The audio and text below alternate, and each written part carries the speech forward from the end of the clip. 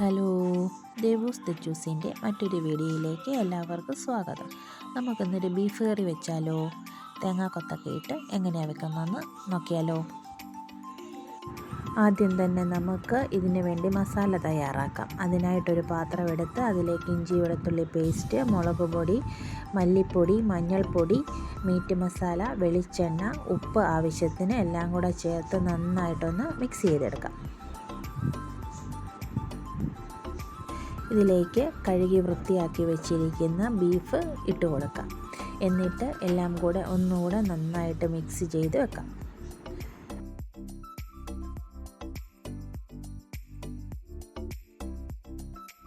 ഇനി ഒരു കുക്കർ എടുത്ത് വെച്ച് അതിലേക്ക് ആവശ്യത്തിന് വെളിച്ചെണ്ണ ഒഴിച്ചു കൊടുക്കുന്നുണ്ട്.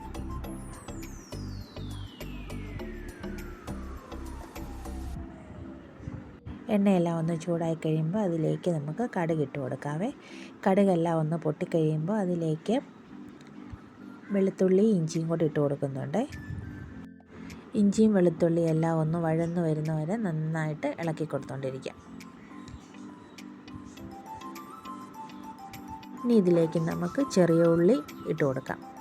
നന്നായിട്ട് ഇളക്കി യോജിപ്പിച്ചെടുക്കാം.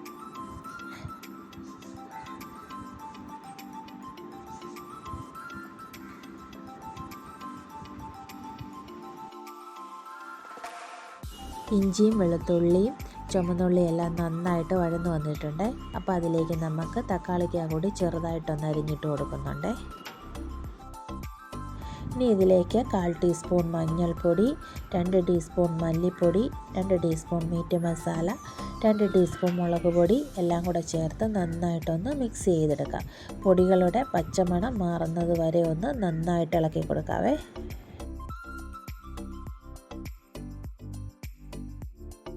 ബീഫിനുള്ള അരപ്പ് റെഡിയായേ.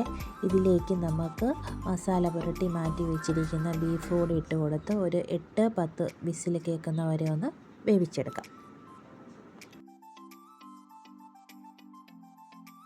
ബീഫ് അവിടെ ഇരുന്ന് വേകുമ്പോഴത്തേക്ക് നമുക്ക് വേറൊരു ചട്ടി എടുത്ത് വെച്ച് കുറച്ച് എണ്ണ ഒഴിച്ചു. എണ്ണയൊന്ന് ചൂടായി കഴിയുമ്പോൾ കടുക് ഇട്ട് കൊടുക്കുന്നുണ്ട്. എന്നിട്ട് നമ്മൾ അരിഞ്ഞു വെച്ചിരിക്കുന്ന തേങ്ങാക്കൊത്തൂടെ ഒന്ന് ഇട്ട് കൊടുക്കുന്നുണ്ട്.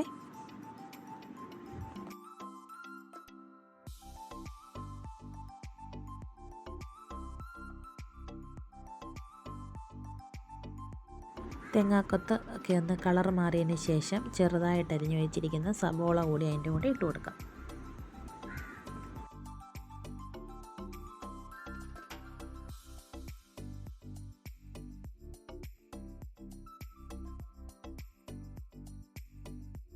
സബോളയൊന്ന് വഴന്നു വന്നു കഴിയുമ്പോൾ അതിലേക്ക് നമുക്ക് വേവിച്ച് വെച്ച ബീഫ് ചേർത്ത് കൊടുത്ത് കുറച്ച് കുരുമുളക് കൂടെ ചതച്ച് മീതെ ഇട്ട് കൊടുക്കാം.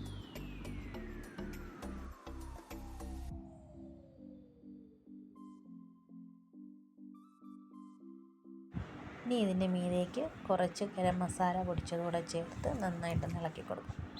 അപ്പോൾ നമ്മുടെ ബീഫ് കറി റെഡിയായി. വീഡിയോ ഇഷ്ടമായാൽ ലൈക്ക് ചെയ്യാനും ഷെയർ ചെയ്യാനും സബ്സ്ക്രൈബ് ചെയ്യാനും മറക്കല്ലേ. ബായ്.